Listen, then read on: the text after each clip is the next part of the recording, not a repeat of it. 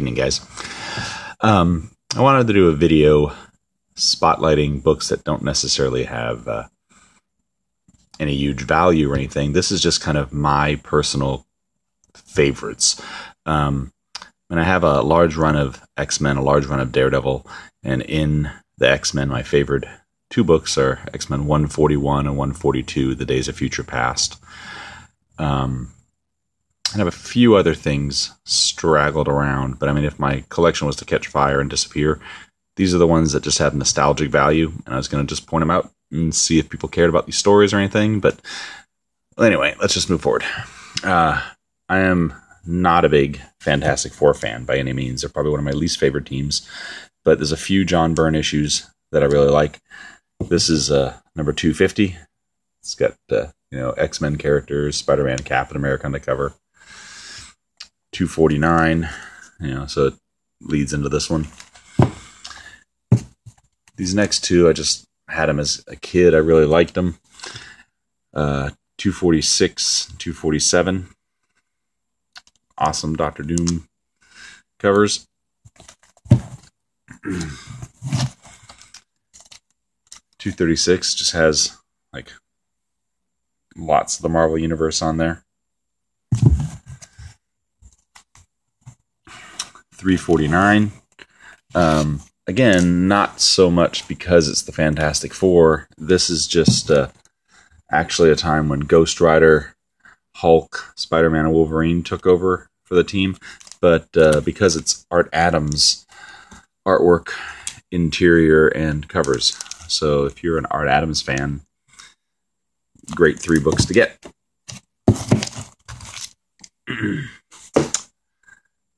I don't know why, but I like books from when I was growing up that had chess covers. So this is called The Dark Lord's Gambit.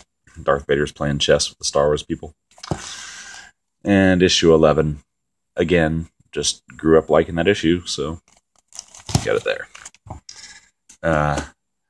Avengers 221. I'm actually a big fan of Rom, of all people, and he didn't make a lot of crossovers, so I mean, he's on the cover here. He's actually owned by Hasbro, not by Marvel Comics, so you don't really see him popping up.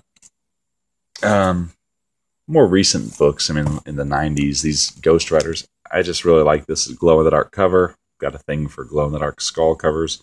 This one's actually signed by Mark Texiera and Ghost Rider 1 as well. Not super expensive books, like I said, just think they're cool. Growing up again, I liked Catwoman in this purple and green cape. 70s comics. This is the 324, 323 2-part tie-in. This Secret Avengers number 30 just has Taskmaster, one of my favorite characters, and Venom. And again, it's an Art Adams cover, so can't go wrong with that. Joe Mad doing Wolverine and Spider-Man.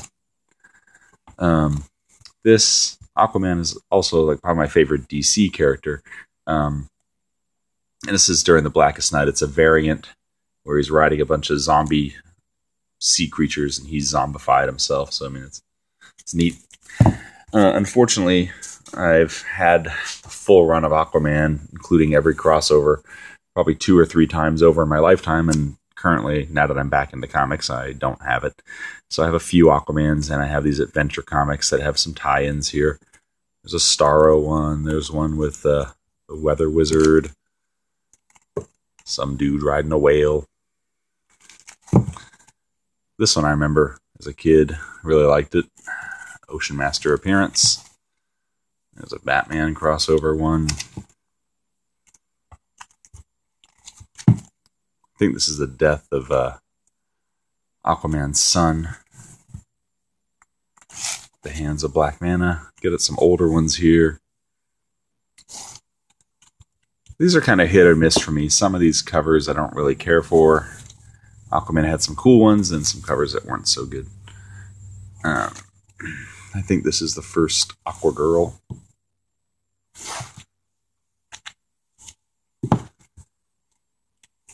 This might be first Black Mana, if I remember correct.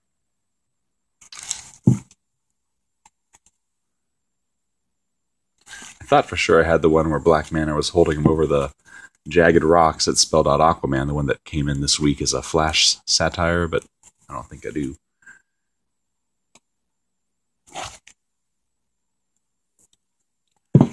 This one here is probably my favorite of the Aquamans that I own. Actually, I have 2 copies of it. Both of them are beat to high heaven, but it's just awesome. It's got 2 mirrors on the cover. And then the oldest Aquaman I have currently is number 20. I like these Perez Justice Leagues. On a giant wheel there. I like this one too, where Firestorm's professor is fighting this astral projected guy. And then this, 3 books I super like as a kid. The Crime Syndicate making an appearance there in Justice League 207, 208, and 209. Justice League used to do this all the time, where they put the heads going around, and I'd love when they had the crossovers with the Justice Society. I think this cover is awesome. I mean, Justice Crime Syndicate's popping through and beating up the Justice League. The Killing Joke. It's probably the 1,000th printing. But great story, great art, Brian Boland. The Punisher limited series. Thought this was awesome as a kid too. Loved Mike Zeck. I remember drawing all these covers over and over and over. I think it's funny, like, it was supposed to be a 4-issue limited series. You can see up here 4 in a 4-issue series, and then they're like, screw it. 5 in a 5-issue series. But beautiful covers. And again, really nice Mike Zeck cover here on Captain America Annual 8, Wolverine. Captain America 321. Some Deathlock appearances. 287. And I really like this one too, 286. Again, you have to bear with me. This is not hot key issues or anything, just books that I like. The only Iron Man comic I like is this one. I just remember reading it as a kid. Fights a guy called the Bishop who's fighting a bunch of chess people at the time. Fits my chess motif. Currently, I think Iron Man's a pretty big douchebag the way he treats Daredevil and stuff in the comics. But here's this. Probably my all-time favorite geeky series, The Contest of Champions. You know, starred every character in the Marvel Universe at the time.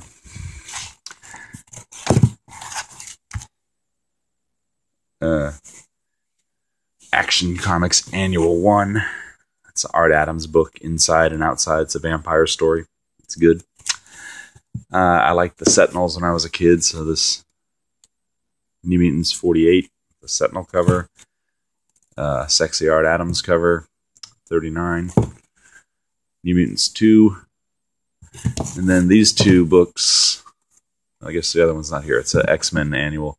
And this is a 2-parter that tie in with the X-Men and New Mutants go to Asgard. Both books are drawn by Art Adams. Beautiful artwork. Did the Long Shot limited series. Hulk 300. They banish Hulk to another planet for the first time. Hulk 213, just a book I liked as a kid. 214's got Jack of Hearts. And believe it or not, these are probably my 3 highest favorite comics right here is ROM 33, 34, and 35. It's he first helps this blind girl escape this island of these demons and stuff, and then it crosses over into this Namor underwater storyline. I'm telling you, if I read it now, it'd probably be lame, but for nostalgia purposes, these are kind of the keys in my collection. ROM 18's got the X-Men, ROM 2, ROM 1. I mean, most of the ROMs I didn't care for, just this chunk. And then the Joe Mad book. Anyway, just thought I'd do something a little different from the hot key books and just point out some stuff I thought was just cool. Anyway, hope you guys enjoy. Feel free to share the books that you also think are cool books, but not necessarily the major keys or holy grails. And we'll get back to business later next week. Take care, guys. Bye.